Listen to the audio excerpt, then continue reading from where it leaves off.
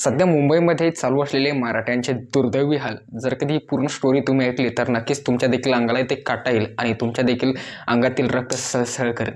सर्वतः मराठे तर मनोज पाटील जरांगे यांच्या नेतृत्वात मुंबई आझाद मैदान येथे खूप जल्लोषात खूप जे की उल्हासात तिथे पोहोचले, परंतु राज्य सरकारला माहीत होतं जसं की मुख्यमंत्र्यांना की जर कधी अशाच पद्धतीने संपूर्ण मराठा समाज हा मुंबईत येत राहिला तर नक्कीच मुंबई ही जाम तर होणार, परंतु मुंबईतील आर्थिक स्थिती म्हणजे की वाहतूक नियंत्रण असो किंवा सुरक्षा कायदा व्यवस्था असेल पूर्णतः भंगित होईल। तर यालाच उद्देशून त्यांनी असा काही मार्ग अपनावला म्हणजे की त्याच्यातून फक्त मराठ्यांचे हालच नाही तर खूप दुर्दैवी हालती झाले।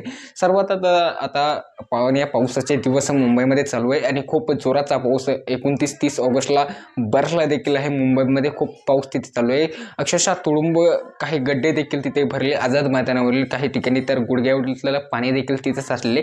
कशीबशी करून दिनांक 29 ऑगस्टची रात्र मराठ्यांनी काढली, ओल्या कपड्यांमध्येच ती रात्र त्यांनी काढली, परंतु सकाळी उठते तर जे नैसर्गिक क्रिया करायची असते तर त्याच्यासाठी शौचालय अक्षरशः पूर्ण बंद, प्रायव्हेट असो किंवा गव्हर्नमेंट असो किंवा कोणत्याही, जसं की टर्मिनलचे जर की छत्रपती शिवाजी महाराज टर्मिनल होते तिथले जे शौचालय होते किंवा इतर कोणत्याही गव्हर्नमेंट स्थळी जे शौचालय करण्यात येते गव्हर्नमेंटच्या माध्यमातून ते पूर्णतः बंद ठेवण्यात आले, कुलूप लावून ठेवण्यात आले। तर नैसर्गिक क्रिया करण्यासाठी शौचालयच बंद नाही, टॉयलेटला जाण्यासाठी टॉयलेट देखील बंद आहे। तर तुम्ही म्हणाल की आता मग सर्व काही मराठ्यांनी केलं कुठं, तर जसं की काही व्हायरल व्हिडिओज तुम्ही बघितले असेल तर अक्षरशः मला देखील खूप हसू तिथे आलंय आणि सर्वांनाच हसवेल।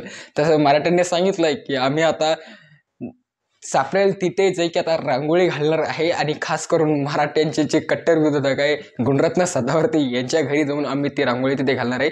म्हणजेच की मित्रांनो असं काही तिथे कृत्य तिथे घेतले आणि त्याच्यानंतर पुढचा जो प्रश्न येतो तो म्हणजे अन्न ग्रहण करण्याचा। तर पूर्णतः हॉटेल्स गव्हर्नमेंट असो किंवा प्रायव्हेट असो किंवा कोणतेही असो जे की महानगरपालिकेच्या माध्यमातून, तर पूर्णतः हॉटेल्स मुंबईमध्ये महानगरपालिकेच्या माध्यमातून बंद ठेवण्यात आले गृह खात्याच्या आदेशानुसार। तर एकंदरीत कोंडी मराठ्यांची अशी झाली की त्यांना खूप भुके वाचून बरेच काही मराठे उपाशीपोटी तिथे अद्यापही आहे अशी देखील काही न्यूजच्या माध्यमातून माहिती देण्यात येऊ लागलेली। तरी देखील मराठ्यांनी तिथे हार मानली, बऱ्याच काही गाड्या अशा त्या रिटर्न परत गेल्या 400-500 किलोमीटर आणि त्याच्यातून सर्व म्हणजे की एका गाडीच्या माध्यमातून जे की शेकडो हजारो मराठ्यांचं अन्न पुरवठा होईल एवढं सर्व काही अन्नधान्य ते सोबत परत रिटर्न जाऊन घेऊन आले अशी देखील माहिती सूत्रांच्या माध्यमातून देण्यात येऊ लागली, म्हणजे अर्थात बऱ्याच काही न्यूज चॅनलच्या माध्यमातून।